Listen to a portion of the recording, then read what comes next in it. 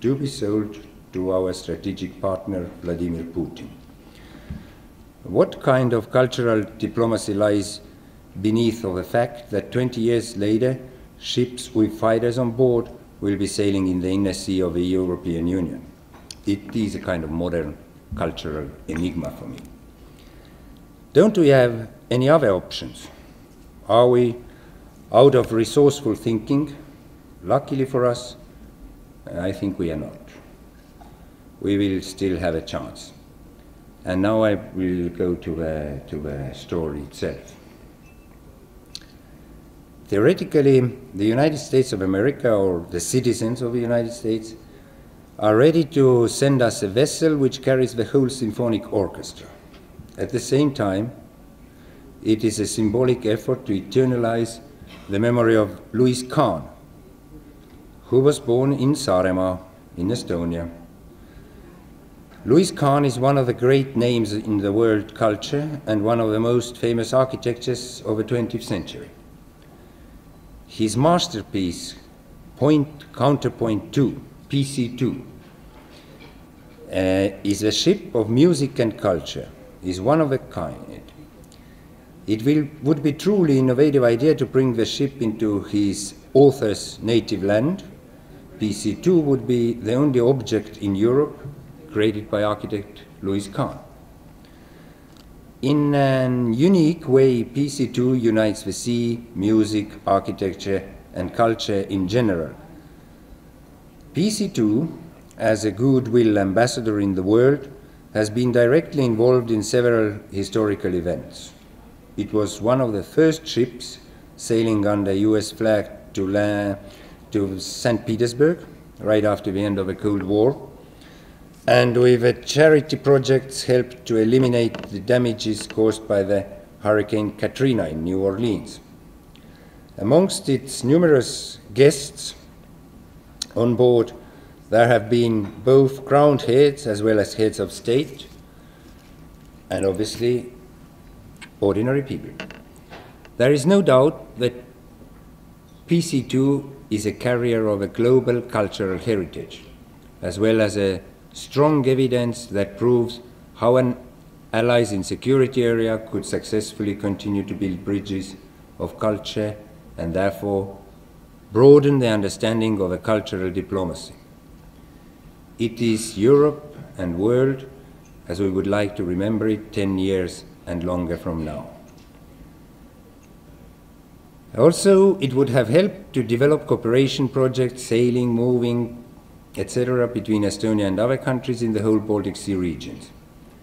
But it hasn't worked out like that. Hence the whole project is now blocked and we cannot move ahead at all. Despite the fact, which was reported earlier today to you, that Estonia has a very strong economic growth and very balanced budget. We have really very great public finances, but we don't have $1 million to purchase that kind of great vessel.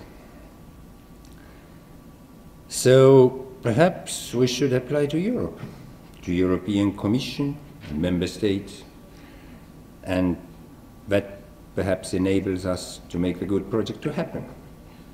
And that's why I wanted to tell you that story, really.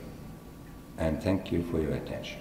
The next time, if you wish to invite me to your next conference, we will talk about Lisbon Treaty.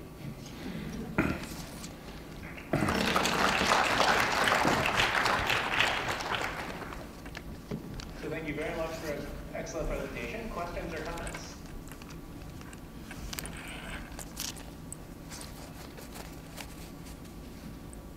Don't be shy. You can be shy. Reactions, comments, questions? Or did you ask everything in the panel discussion today?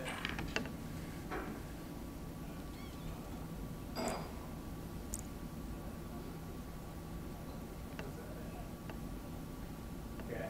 What would you think of that? Okay. I think a good story. Why should you ask any questions?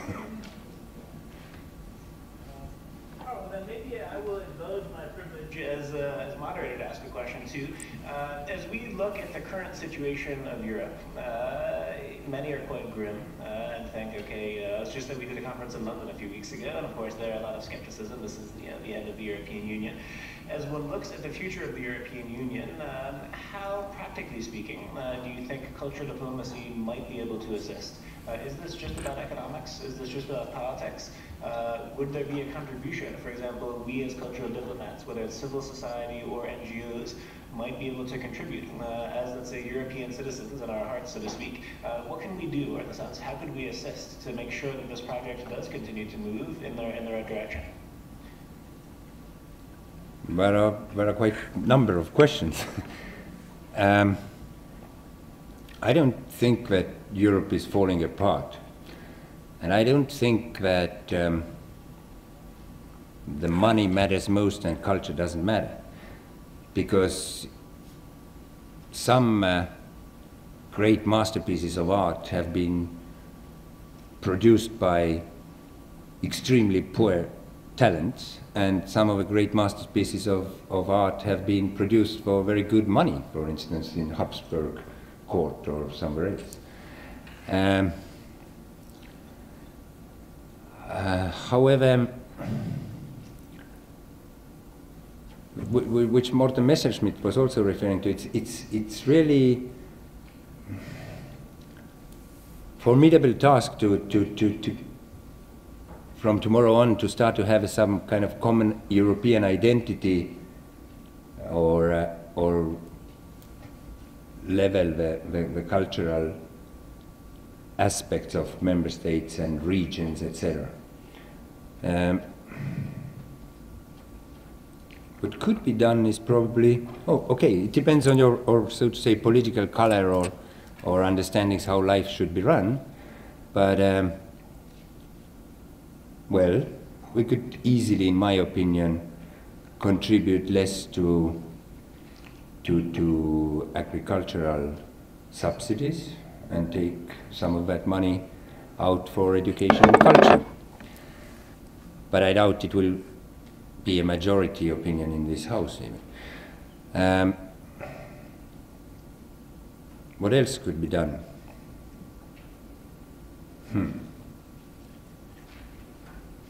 Or let me pose maybe a question in between while you think about that, and maybe I'll try to be provocative in the sense, do you think we need to fundamentally change our approach to cultural diplomacy in order to make Europe succeed? What I mean by that, up until today, cultural diplomacy has primarily been a national phenomenon. You have the Goethe Institute for Germany, you have British Council for Britain, you have Alliance Française for France. More or less, one could generalize and say one of their main concerns traditionally, we could argue maybe it's changing today, but traditionally was to win the hearts and minds of foreign audiences, to attract people to like French culture, British culture, German culture.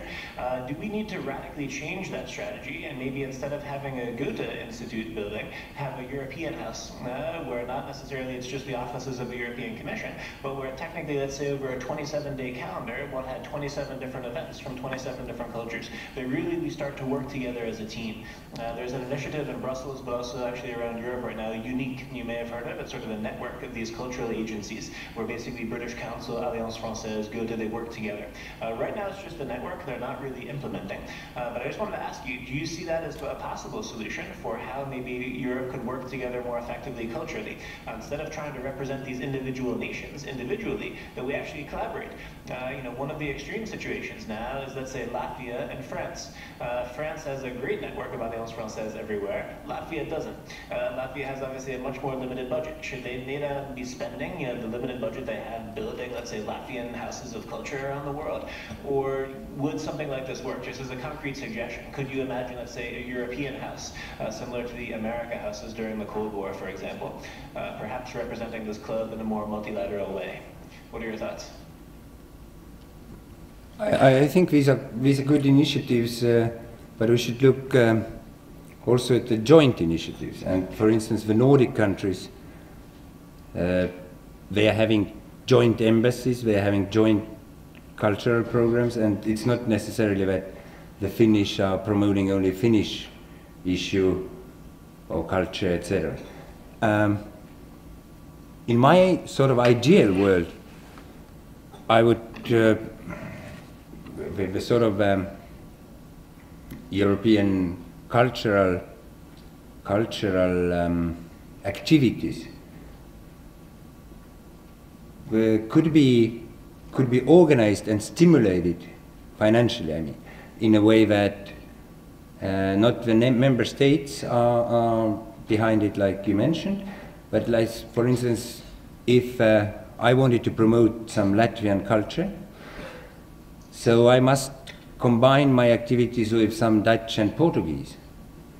And that would be the prerequisite or requirement that we can launch the project. But obviously it's difficult. The easiest thing, I think, would be to change the political culture. I can tell you now about this house again. We have a program to promote European Parliament, and every member can invite visitors to see how we work and what we do. And I think it's a pretty good opportunity for members to make it a little bit clearer to the audiences what we are actually doing. But there are strict rules, very strict rules, with the size of a group, the terms, and they are checked very completely on the entrance, and they must be here. They cannot be fictional. And well, there was a Estonian member. He's not any longer here. And there was a Sicilian member, and they had a discussion about this project. And the political cultural difference was extreme, because the Italian guy said, look, if you invite your family members inside this group, you will be politically dead. But I will be politically dead when I don't invite. Well, thank you for those reflections on that. This is a topic I want to also address with the other speakers through the next few days as well. In the meantime, I do see one question. We should probably make it the final question. Our next speaker has actually arrived, but please. Well, I would like to come back to the original title of this lecture, and even if although you told us an interesting story, I would like you to ask you what, in your opinion, has to be reformed when it comes to the Lisbon Treaty. Well, as I learned from the agendas of the government, it seems that they are up to some kind of minor changes which wouldn't involve broader discussions in the parliament and also inside this parliament. In the morning I pointed out that the cost of having all the nice and value-adding languages in the business might be something we could, in my opinion, change, but I doubt it will have a majority of backing. Sometimes I entertain myself with the idea that we can have commissioners in turns, that like 15 states have commissioners, and then after 5 years they won't have, and the next member states will have commissioners. Because sometimes it's difficult to understand what they all are doing, or how do they share the responsibility between transport and maritime transport, etc. I do understand that the architecture is based on the member states and a national state, but if you think in management terms, it seems to be an option for me. Doubt that it will be approved by member states' governments. Perhaps there are things in this which one state, that one member state can block all the others. This is definitely a problem, and I think the Polish, those who are familiar with Polish history, see the terrible impact of that kind of veto power. Yeah, I would stop here.